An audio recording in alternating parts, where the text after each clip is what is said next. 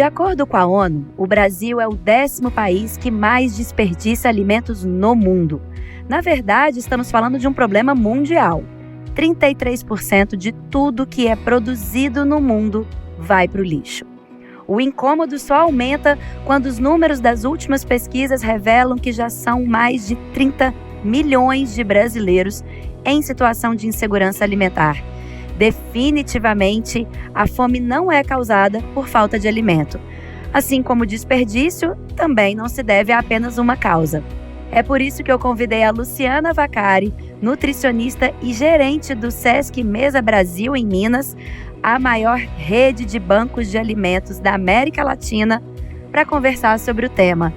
É isso mesmo, Luciana? Os números são alarmantes ou as pesquisas estão erradas? Não é possível, né? Oi, Silvinha. Primeiramente, queria agradecê-la pelo convite de estar aqui falando um pouquinho sobre mesa. Os números são esses mesmos, tanto da questão do desperdício quanto da questão da insegurança alimentar.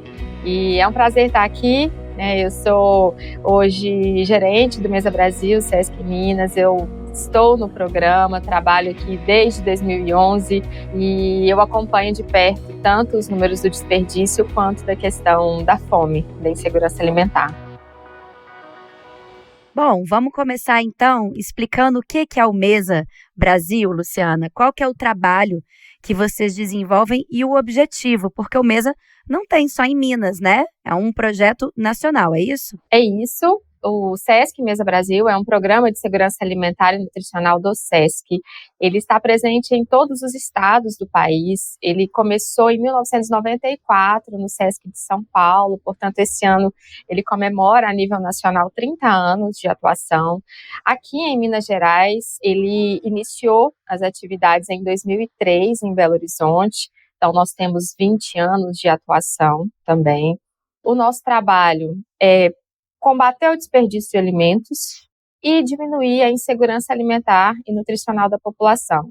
E nós realizamos isso por meio de parcerias com produtores rurais, com indústrias de alimentos, com ceasas, com distribuidores de alimentos, sacolões, que tem aquele alimento que por algum motivo não tem valor comercial mais, mas que ele tem valor nutricional mantido, que ele pode ser aproveitado. Então, a gente identifica esses locais, nós coletamos essas doações e nós repassamos essas doações para entidades sociais cadastradas no nosso programa, como creches, instituições de longa permanência para idosos, hospitais, abrigos, comunidades terapêuticas.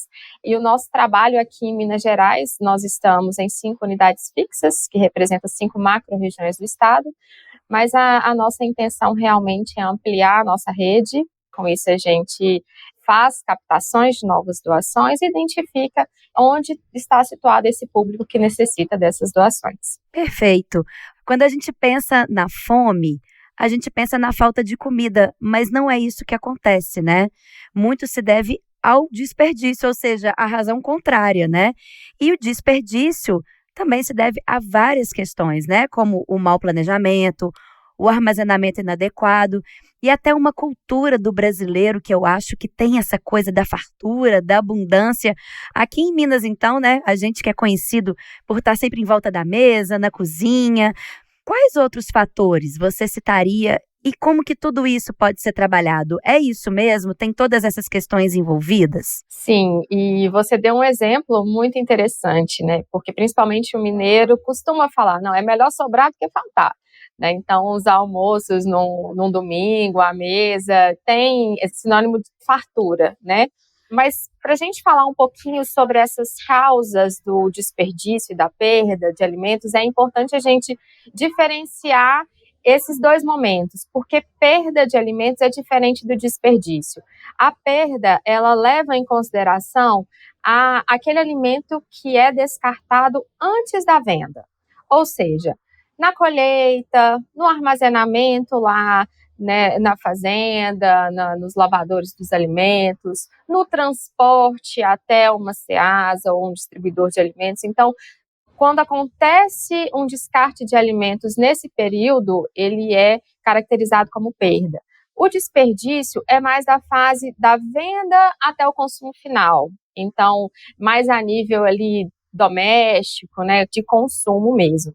E as causas das perdas de alimentos? Às vezes por conta de uma colheita ineficiente, por conta de padrão que é exigido, existe um padrão comercial em relação à qualidade daquele alimento, que leva em consideração a cor da casca, o tamanho, às vezes o formato. Outra causa da perda é em relação às estradas, né? A maior parte dos produtos que são vendidos no país, eles são transportados em rodovias. E muitas das rodovias realmente não oferecem condições para que esse veículo realmente chegue num tempo suficiente para que esses produtos que são altamente perecíveis cheguem até os mercados para venda. Em relação ao desperdício de alimentos, é em relação ao manuseio, principalmente daquele cliente que vai no supermercado e tem o hábito de apertar o alimento para ver se ele está maduro, de tirar aquele cabinho do quiabo, por exemplo, para ver se ele está próprio para consumo. Então, existe esse desperdício do comportamento do cliente em relação à escolha do alimento, em relação à estética do alimento. Então, se o alimento está com uma manchinha pretinha ali, ele rejeita e não leva, e com isso o supermercado não consegue vender e acaba descartando. Existe a questão do mau planejamento, que você citou aqui inicialmente. Então, às vezes a pessoa não faz um planejamento de compra, não viu a sua despensa antes de sair de casa e ir para o supermercado fazer a compra e chega lá, compra além do que vai ser consumido durante a semana. Então, são diversas as causas das perdas e do desperdício de alimentos. Te escutando, você me lembrou de uma conversa que eu tive recentemente com o Juliano Bittencourt, da Be Green, da Fazenda Urbana, né, que a gente tem aqui em Belo Horizonte e já está em outros estados também. E ele me deu esse dado também que eu fiquei impressionada. Ele falou, olha, um pé de alface dura em média 8 dias, só que 4 dias desse pé de alface ele passa dentro do caminhão. Então, metade dele, no mínimo, já chega ali no supermercado, no sacolão, murcho, danificado. Então, perde muito nesse processo do transporte, né? Que vai muito de encontro com isso que você está falando também, né? Quem tiver interesse, foi há pouquinho tempo aí, ó, uns episódiozinhos para trás, que eu tive esse papo com o Juliano, dele falando da questão das fazendas urbanas, que é uma outra forma também da gente trabalhar a questão do desperdício, né? E você levantou um outro ponto aí que eu achei muito legal, que é a questão do visual, que sempre tem que estar em perfeitas condições para ele ser consumido. E já tem também outros projetos que têm trabalhado isso, né? Como que a gente quebra esse padrão da estética, até dos alimentos? Hoje existe esse padrão de estética para tudo, né? E até para os alimentos, né? Quando o cliente ele vai até o supermercado, né, ele está com aquele poder de compra ali, ele vai escolher o alimento que esteticamente é o mais adequado para ele. Né? Mas a gente sabe que o valor nutricional daquele alimento ele está mantido. Tem até alguns exemplos de alguns alimentos que às vezes o próprio tamanho do alimento, quando ele é menor, ele tem uma concentração de sabor maior, de mais nutrientes. Quando a gente vê algum alimento, por exemplo, que está com um tamanho um pouco maior e fora da safra, pode ser questões de excesso de agrotóxico, por exemplo. Então, assim, a gente precisa realmente quebrar essa questão visual. Então, por exemplo, não pensando somente nos hortifrutis, mas, por exemplo, uma caixa de leite ou algum outro produto que às vezes ela está amassada externamente, mas o conteúdo lá dentro está íntegro, né? Então, realmente existe a questão do padrão definido pelo comércio, dos hortifrutis nas ceas, que realmente quando está fora daquele padrão ele nem é vendido, e existe também o nosso senso, né, o nosso preciosismo de escolher aquele produto que realmente esteticamente é o mais bonito, mas infelizmente esse comportamento nosso faz com que aumente o desperdício de alimentos, com certeza. Fora as questões ambientais, né, Luciana? A quantidade de lixo orgânico também que está tendo destino errado, não só indo para a lixeira, mas também lotando os aterros e trazendo até problemas sanitários, né? Sendo que eles podiam estar se transformando em adubo, em compostagem, né? Também a gente fala muito isso aqui no Na Boa. A maior parte do nosso lixo, ele é orgânico. Ou seja, ele não tinha que estar indo para aterro, não tinha que estar misturado com os resíduos secos também. A gente está aqui para falar principalmente da questão da fome, de um hábito errado, não só do brasileiro, mas de todo mundo de uma forma geral, né, do desperdício, mas também tem essa questão ambiental que tem que ser muito levada em conta, né? Isso é um argumento para ser trabalhado na hora da gente falar de desperdício? Sim, isso é um argumento e a gente vê toda uma mobilização das empresas se preocupando em relação a isso também. Eu percebo que hoje muitos parceiros doadores do Mesa Brasil, eles se preocupam de doar os alimentos para nós e também de saber aqueles alimentos que porventura vocês também não conseguem doar, o que vocês fazem com ele? Qual é o destino final que vocês dão para esses alimentos, para esses resíduos? Então nós aqui também nós nos preocupamos em relação a isso. O Sesc Mesa Brasil faz esse trabalho de coletar somente alimentos próprios para consumo, aquele que não é próprio, né, que está impróprio já realmente por estar podre, mofado, ou melando, ele fica no próprio parceiro doador e ele se responsabiliza por aquele descarte, mas às vezes chega algum alimento aqui que a gente precisa fazer o descarte aqui. E todo esse resíduo nós realmente direcionamos para compostagem, porque a gente sabe que os aterros sanitários, eles estão já na sua capacidade máxima, eles são um problema, né? E a gente precisa dar essa destinação correta para esses alimentos, por questões de saúde pública, por questões ambientais.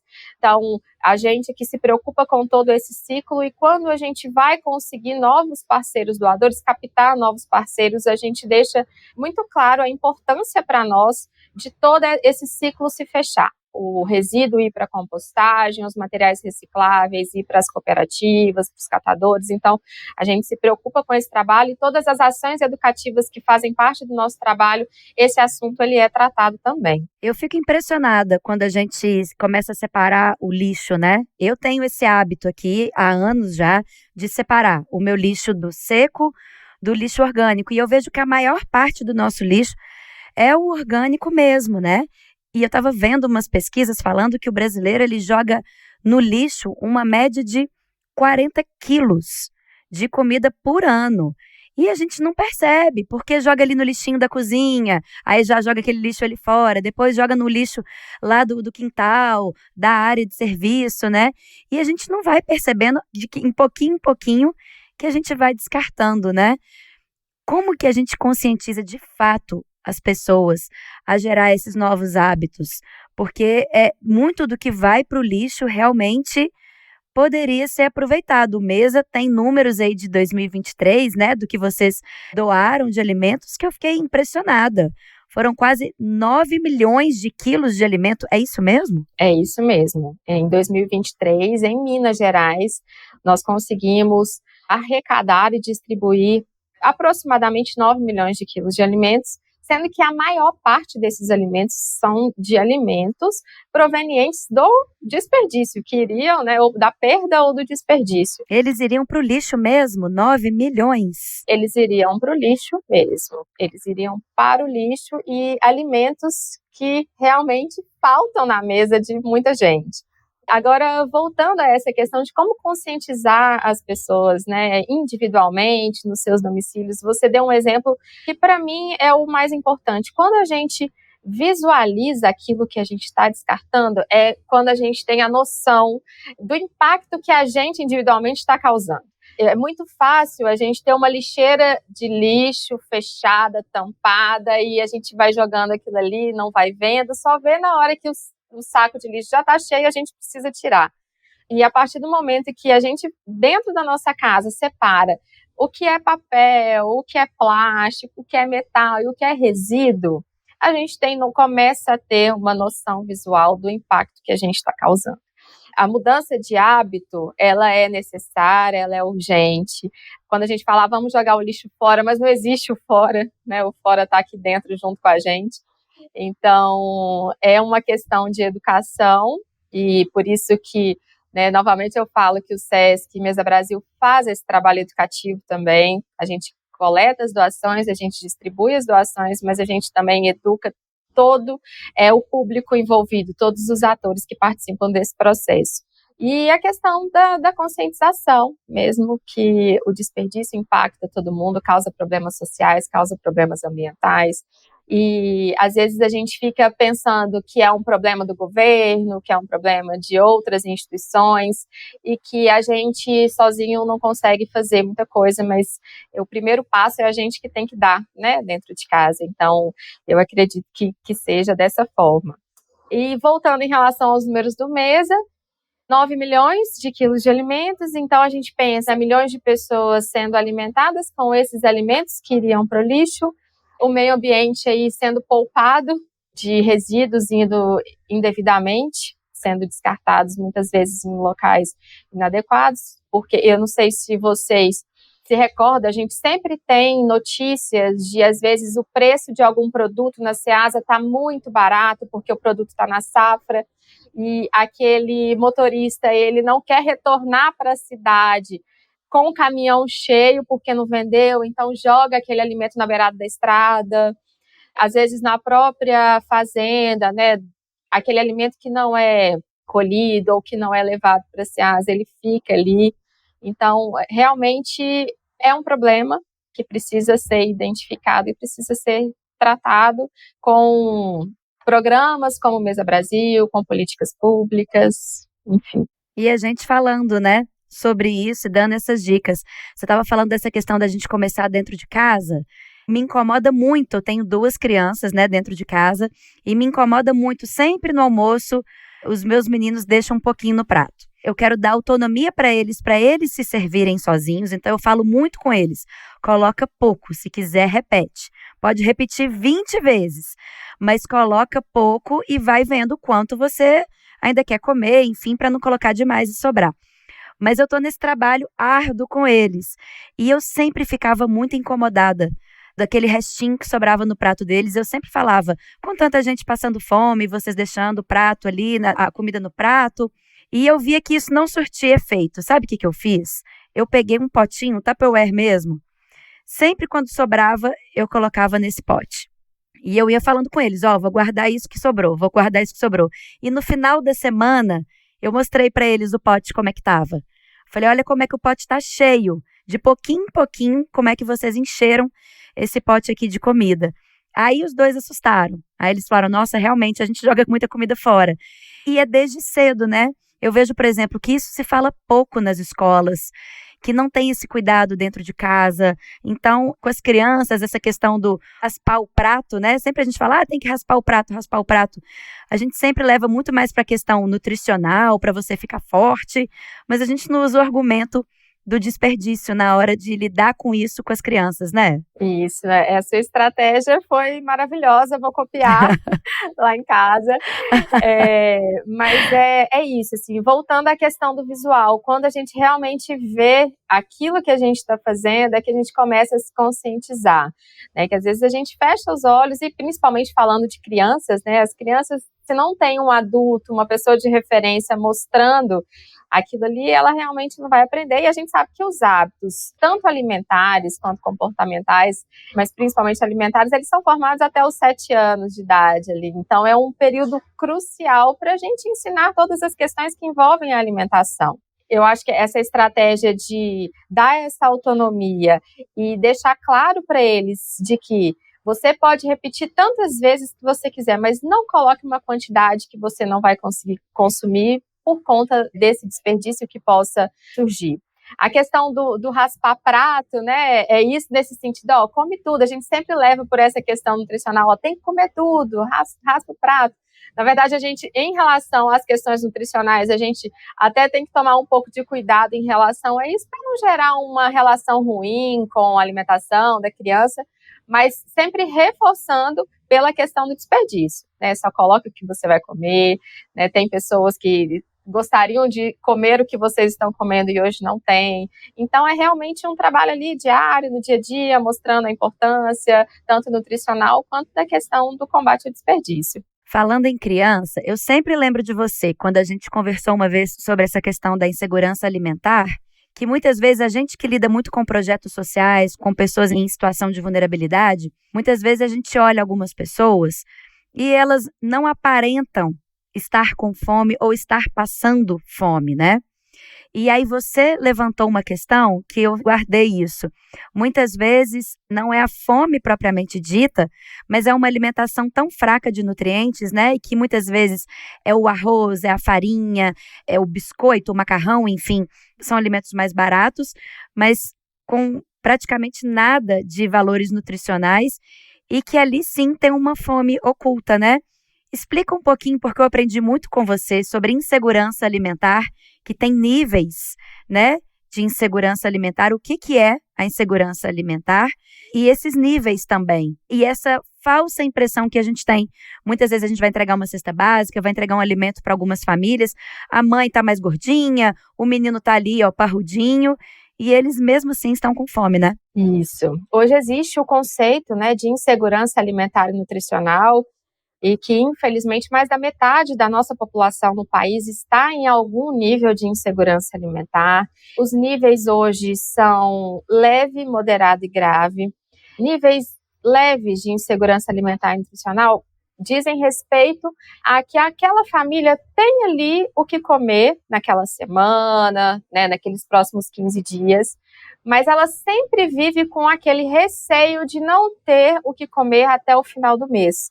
Muitas vezes essas famílias têm alguma ajuda, ou de algum programa do governo, ou recebe um salário que, infelizmente, não consegue, né, garantir que, se tiver uma alta de um preço de alimento, ela vai conseguir manter aquela alimentação durante o mês. Então, hoje, é considerado insegurança leve uma família que vive dessa forma. Insegurança alimentar moderada é daquela família que já há uma restrição, tanto em quantidade como em qualidade da alimentação. Então, por exemplo, às vezes o adulto deixa de comer a quantidade que ele gostaria e que ele precisaria para deixar para as crianças, por exemplo. Ou então é uma família que não consegue mais comprar, por exemplo, uma carne, ter carne todos os dias, ou colocar frutas, ou colocar algum alimento ali que fazia parte da alimentação e é importante para a saúde dessas famílias, mas que elas não conseguem mais garantir isso dentro de casa. Então, a insegurança alimentar grave é quando já crianças e adultos passam por uma restrição, tanto em quantidade como em qualidade. E muitas das vezes, essas pessoas, elas têm uma alimentação como base, alguns produtos industrializados, que normalmente são mais baratos. Então, como a gente falou, um macarrão instantâneo, um biscoito ali recheado, às vezes um fubá, né, uma farinha, e não consegue ter essa alimentação adequada e correta. Às vezes passam dias sem se alimentar, 1, 2 dias, e dependem realmente da ajuda. A gente sabe que tem pessoas que moram em locais que a gente considera como os desertos alimentares, né? Então moram longe de locais produtivos, moram longe de sacolão, de feira, de supermercado, então que tem realmente essa dificuldade de acesso, né? Que a segurança alimentar, ela diz muito respeito ao acesso da pessoa a esse alimento. Olha, não tinha escutado esse termo ainda, deserto alimentar. A gente tem os pântanos alimentares, que normalmente vêm dos excessos, de muita oferta, e a gente tem os desertos alimentares, que moram no campo, que às vezes, mesmo morando no campo, a terra não é tão produtiva, ou então produz apenas 1 ou 2 tipos de alimentos, mas não é suficiente para manter a alimentação equilibrada e completa, né? Então, isso acontece, e devido a essa má alimentação, pobre em nutrientes, pobre em valor nutricional, elas são crianças ou adultos, né, que adquirem um sobrepeso pela má qualidade da alimentação, mas são pessoas desnutridas, com carências nutricionais, com anemias, com deficiências. Então, é muito isso, assim, a gente vê realmente, às vezes, uma pessoa que está nitidamente com sobrepeso ou obesidade, pegando uma doação de cesta básica, uma doação de frutas, verduras e legumes, porque ela não tem acesso a um alimento de qualidade em quantidade suficiente. Ou que estão em algum desses níveis aí da insegurança alimentar, né? Exatamente. É por isso que eu sou tão fã da campanha que vocês fazem, que é o Férias Sem Fome, porque poucos reconhecem, né, a função da escola quando o assunto é alimentação saudável. Eu lembro que uma vez eu fui fazer um trabalho voluntário lá em Brumadinho e a gente foi numa escola que tocou o sinal ali do final da aula. A escola deixava uns cestos na porta da escola com algumas frutas para as crianças pegarem e levar para casa. E eu lembro que eu vi várias crianças pegando a mais, colocando na mochila e falando que estavam levando para o irmão, para a mãe, para o pai. E aquilo mexeu tanto comigo, que eu falei, gente, olha a função da escola. É o único local que eles têm acesso à fruta. E eu estou falando de banana, eu estou falando de maçã. E ali era o único lugar que eles tinham acesso.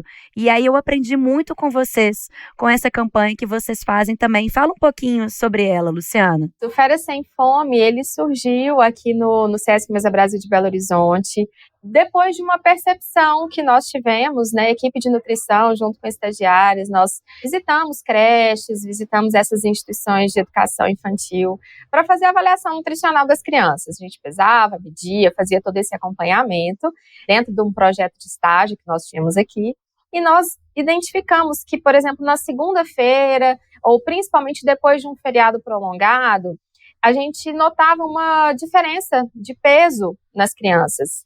Crianças que vinham mais fraquinhas, desidratadas, e conversando, né, com a diretora dessas creches, os responsáveis por essas instituições, elas falam, não, são crianças que estão em insegurança alimentar, que não têm alimentação em casa.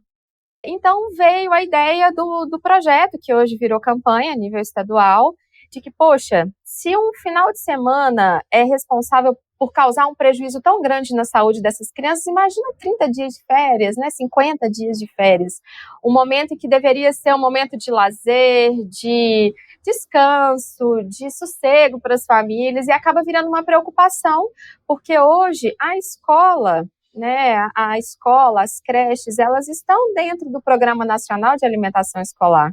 E esse programa, ele garante uma alimentação adequada, em qualidade, enfim. Então, a campanha Férias Sem Fome, do Sesc Mesa Brasil, é isso, identificar dentro dessas entidades sociais atendidas de educação infantil, quais crianças não têm o que comer em casa no período das férias. Então, a gente fazendo esse mapeamento, nós captamos doações e entregamos para essas instituições sociais uma semana antes delas entrarem de férias. E as crianças levam essa doação para casa para ser consumida durante o período das férias escolares. No primeiro ano dessa campanha, né, foi em 2022, nós conseguimos 70 toneladas de doações de alimentos e nós atendemos 5.400 famílias aqui na região metropolitana de Belo Horizonte. A campanha, o projeto foi reconhecido, foi premiado, nós tivemos um alcance muito importante e hoje ele é uma campanha a nível estadual. E por quê? Né, falar um pouquinho da alimentação escolar.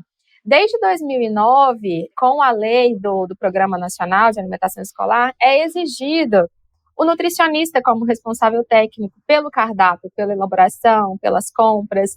Então, hoje, assim, toda escola tem um nutricionista responsável, né, que muitas das vezes é da prefeitura, e que ele monta o cardápio, ele é responsável pela compra, por alimentos de qualidade, 30% ali daqueles alimentos tem que vir da agricultura familiar. O cardápio, ele é balanceado em relação à quantidade de refeições que aquele aluno vai fazer, de acordo com período de tempo que ele fica lá, se é período integral, se é só de manhã, de acordo com a faixa etária. Né? Na legislação, é proibido, dentro do cardápio, alimentos ultraprocessados, guloseimas, refrigerantes, gorduras trans. Então, assim, realmente, a alimentação escolar hoje, ela é um dos pilares para garantir a segurança alimentar e nutricional.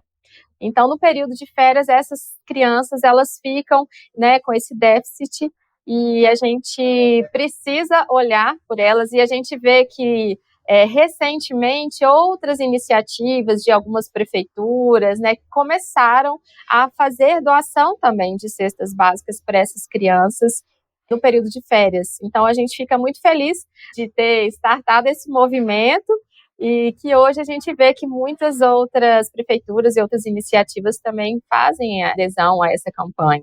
Eu nunca tinha pensado nisso até conhecer a campanha de vocês. E aí, quando vocês me apresentaram, eu falei, gente, isso é fundamental. Como que a gente não sabia disso ou não via, enfim. E ainda mais quando você fala aí que foram 5.000 famílias, não é isso? Só na região metropolitana, que aí que assusta mais ainda, que você fala, tá perto de mim. Eu não estou falando lá do Vale do Jequitinhonha ou do norte de Minas, que são regiões mais conhecidas, né, por ter essa questão da fome aí mais presente. Não, você está falando de locais muito perto. E aí você me lembrou de um trecho do livro, o livro A Fome. Eu não sei se você já leu. Eu não consegui nem terminar ainda, porque é um livro que você tem que ler aos poucos. Eu leio à noite antes de dormir, e eu tive que parar de ler esse livro à noite. Eu comecei a ler ele de manhã, porque eu não conseguia dormir, eu ficava com aquilo na minha cabeça, assim, é um livro que incomoda.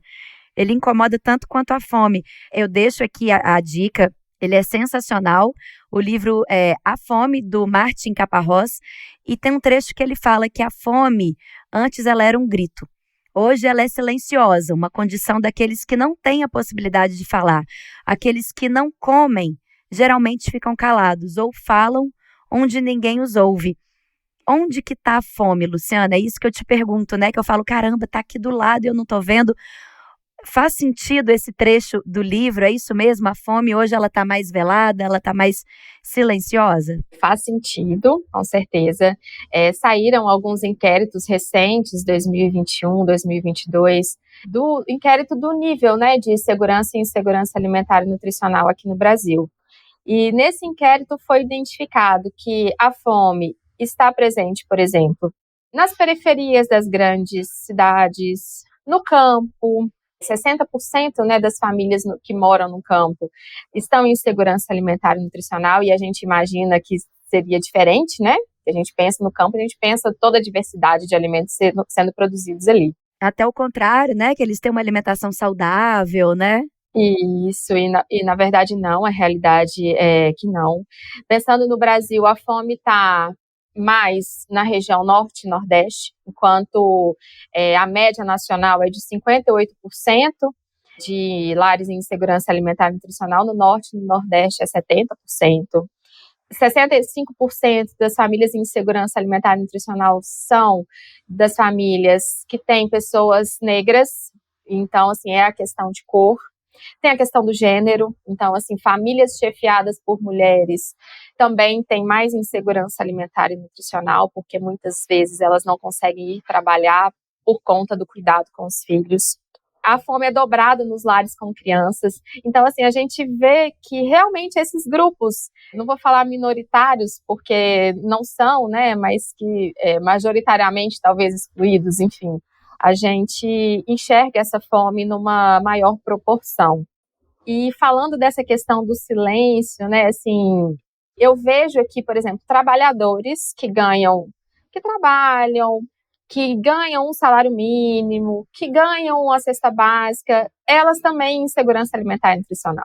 Eu vejo pessoas próximas de nós, que às vezes a gente pensa assim, a pessoa que passa fome é aquele que não trabalha, é aquele que está em casa, que vive de ajuda, que vive de assistencialismo, mas não. Hoje a gente tem segurança alimentar e nutricional em trabalhadores. Às vezes, pela alta dos preços, pela alta dos imóveis de aluguel e transporte e cuidado com os filhos.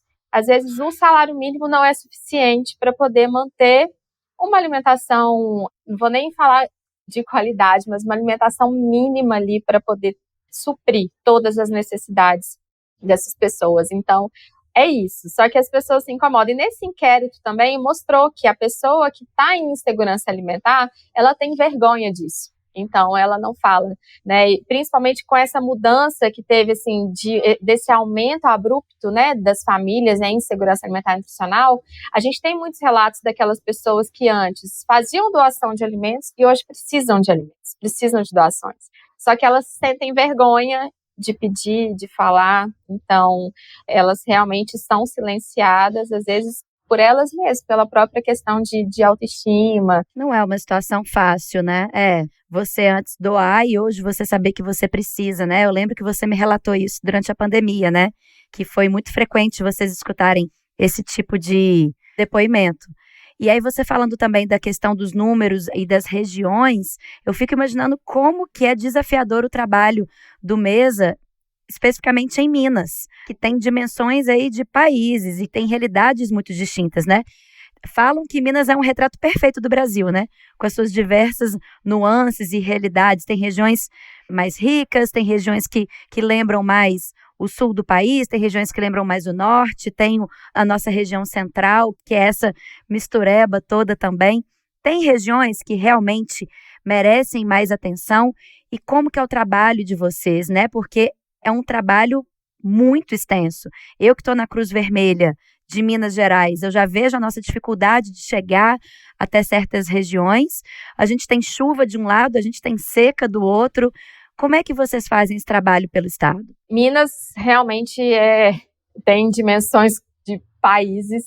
A gente enfrenta questões logísticas importantes, né? Que eu costumo falar que a fome tem o viés logístico, porque assim, existe o alimento e existe famílias em situação de segurança alimentar. A questão é como fazer essa ponte, né? Como fazer esse alimento chegar a quem precisa. Hoje aqui em Minas Gerais nós temos 5 unidades fixas do Mesa Brasil. Aqui em Belo Horizonte foi a primeira. Nós temos em Montes Claros, Uberlândia, Juiz de Fora, e foi inaugurada agora esse mês em Teófilo Otoni, que vai atender toda a região do Vale do Jequitinhonha e Mucuri. Nós, de fato, temos, né, por meio de pesquisas, a fome mais presente na região do Jequitinhonha e norte de Minas. Porém, nós temos também aqui na região metropolitana de Belo Horizonte, nas ocupações, né, nos aglomerados, nas favelas. Então, assim, porque é um contingente muito grande de pessoas morando ali juntas num pequeno espaço, ou então num espaço razoável. Diferente das famílias do Jequitinhonha, por exemplo, que muitas delas estão também mais no campo, mais distante das cidades. Então, são realidades diferentes e que a gente precisa trabalhar de maneiras diferentes. Para a gente conseguir atender Minas Gerais inteiro, pensando que nós somos 853 municípios e nós temos hoje 5 unidades fixas no Mesa Brasil, é pouco, porém nós temos um projeto que é realizado desde 2020, que chama Rede 853, que é o quê? Levar ações do Mesa Brasil para os 853 municípios de Minas. Não com uma estrutura como nós temos nessas 5 unidades, com veículo próprio, equipe de nutricionistas, assistentes sociais, mas levar a nossa metodologia de trabalho, levar as parcerias já firmadas e fortalecidas por nós em cada município. Então, hoje, nós já estamos em mais de 100 municípios por meio do Rede 853. E como que funciona? Por exemplo, nós temos parcerias com grandes redes de supermercados que estão na região metropolitana e estão também nos outros municípios. Então, a gente identifica essas lojas que fazem parte dessa rede. Nós realizamos os treinamentos, nós fazemos as reuniões com esses doadores e a gente identifica as entidades sociais desses municípios também. Então, hoje, ao invés da nossa equipe própria de motorista, auxiliar operacional, ir nessa loja e buscar a doação e levar para a entidade social, a própria entidade social vai até esse doador pegar essas doações e fazer as doações para as famílias atendidas ou para serem produzidas localmente ali nas refeições.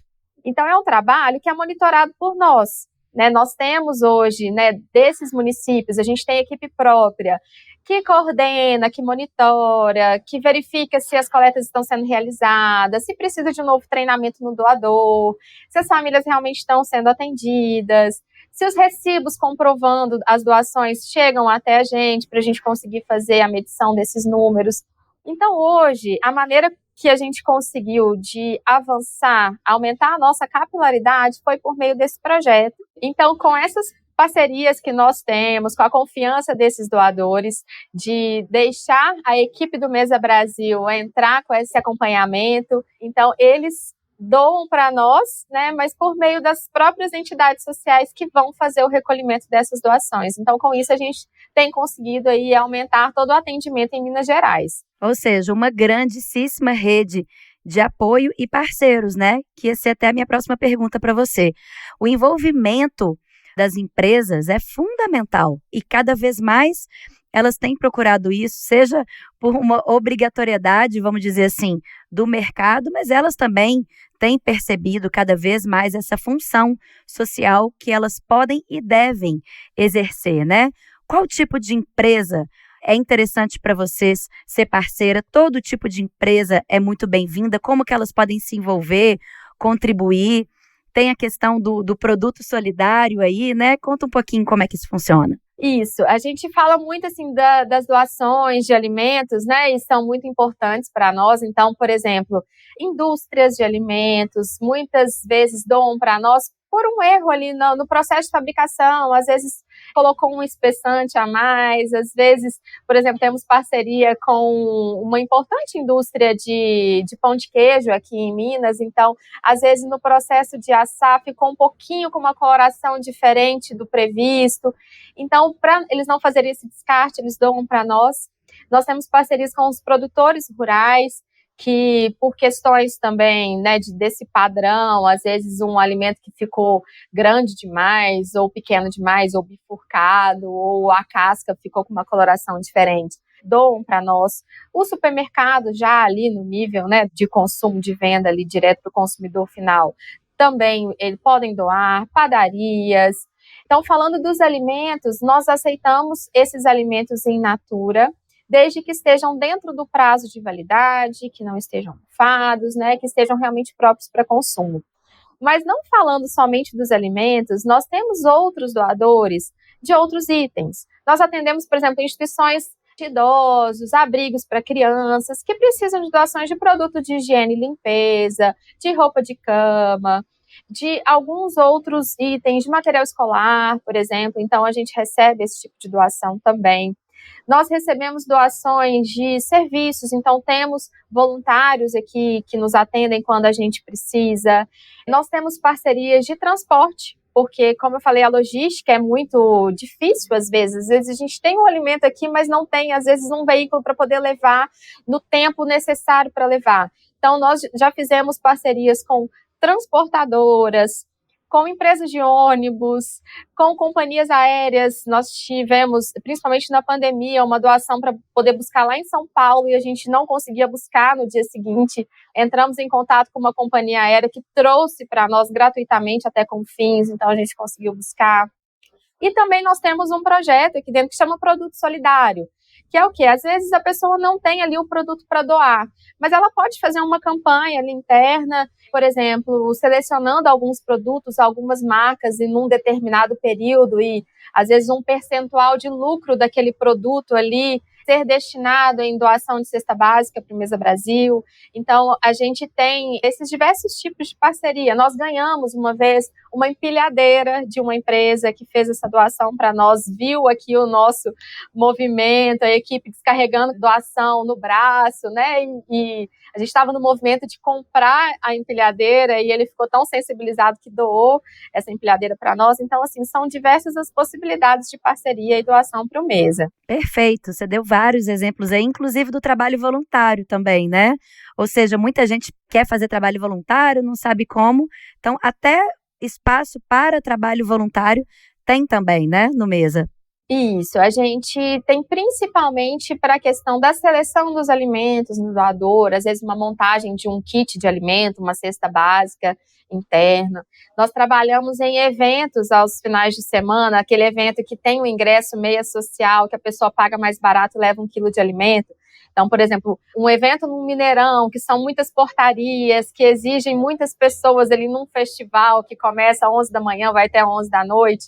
Então, a gente precisa de voluntários para nos apoiar nesses momentos, né, de demanda maior aqui da unidade. Então, se alguém tiver interesse, é só entrar em contato conosco, a gente faz a avaliação, faz o cadastro, e quando tem uma demanda, a gente entra em contato. Perfeito. Eu acho que a gente falando sobre todas essas possibilidades, sobre essas realidades aqui que a gente já mostrou, espero eu que se a gente consiga engajar pelo menos uma pessoa, a gente já cumpriu o nosso papel, né? Porque falar de fome no Brasil tem horas que parece que a gente acostumou, né? Que a sociedade como um todo, ela acostumou, ficou um tema banalizado. Tem horas que me passa essa impressão, que já faz parte do nosso dia a dia. Parece que a fome, ela não comove mais, né? Que ela já é uma realidade ali. Então, eu espero que a gente tenha realmente engajado e mobilizado cada vez mais pessoas, porque é um assunto urgente, é uma realidade e são muitas pessoas, né? Então, aí eu te pergunto, o que a gente faz para a fome não cair nessa banalização e quais são as expectativas aí para 2024, o que a gente pode esperar aí do Mesa para esse ano? Silvinha, eu escutei uma vez uma fala de um dos presidentes da Ação da Cidadania que me tocou muito, porque eu falei, faz muito sentido. O brasileiro, ele é muito solidário na tragédia, mas ele é pouco solidário no drama do dia a dia, né? Então, quando a gente vê, por exemplo, chuva, enchente, rompimento de barragens e outras questões, as doações, elas se multiplicam e elas aparecem de todos os cantos. Mas quando a gente fala daquele drama do dia a dia, parece que a gente está tão cansado de ver isso que a gente fecha os olhos. E é nesses momentos, na verdade, em que a gente precisa se solidarizar ainda mais. E não culpar a vítima da insegurança alimentar. Né? Eu vejo muitos discursos nesse sentido, né? Não quer trabalhar, só quer viver de ajuda e tudo, mas não, existem essas questões, mas existe muita gente que está lutando mesmo para poder sair dessa situação, né? E a gente precisa dar oportunidade para essas pessoas.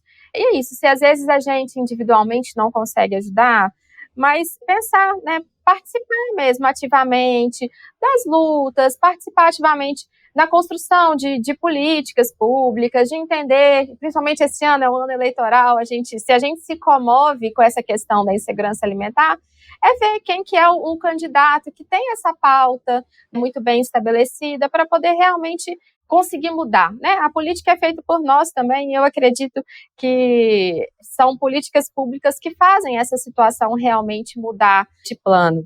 E em relação às expectativas para 2024 do SESC Mesa Brasil, nós temos uma meta muito audaciosa, né? O ano passado nós fizemos quase 9 milhões de quilos de alimentos, esse ano nós colocamos uma meta interna de 13 milhões de quilos de alimentos, então assim, vai ter uma ampliação logística, né? Uma ampliação de unidades fixas. Esse mês de fevereiro nós inauguramos a unidade do Mesa Brasil de Teófilo Otoni, que vai atender toda a Jequitinhonha. Temos aí já no radar também a construção de uma unidade do SESC Mesa Brasil no sul de Minas, que está localizada ali onde tem grandes indústrias também de alimentos que ficam ali naquela região e muito próximo de São Paulo também, então vai ser um importante centro de distribuição para nós. E é isso, estamos assim com a equipe a todo vapor, engajado e realmente querendo chegar aí a esses 13 milhões, porque a gente sabe que desperdício tem, a gente consegue, só que a gente precisa aí se organizar para conseguir identificar esses locais e buscar essas doações e atender quem precisa.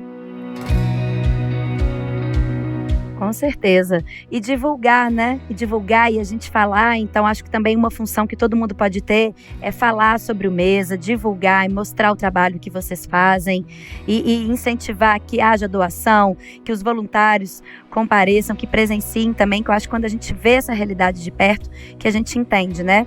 Eu acho que a fome, ela está muito ligada ao assistencialismo e tem muito preconceito ainda com o assistencialismo, mas a gente precisa, antes de tudo, atender as necessidades básicas para depois a gente pensar em capacitação, em mudança de vida, em mudança de realidade, né? E é isso que vocês fazem brilhantemente, por isso que eu não podia deixar de trazer vocês aqui. E eu só tenho a agradecer por esse espaço, por o seu tempo de vir falar. Eu sempre aprendo muito com você, então espero que seja aí mais um dos nossos encontros, que a gente continue aí tendo vários outros pela frente, para a gente impactar cada vez mais pessoas. Isso, Silvinha, eu agradeço mais uma vez o convite.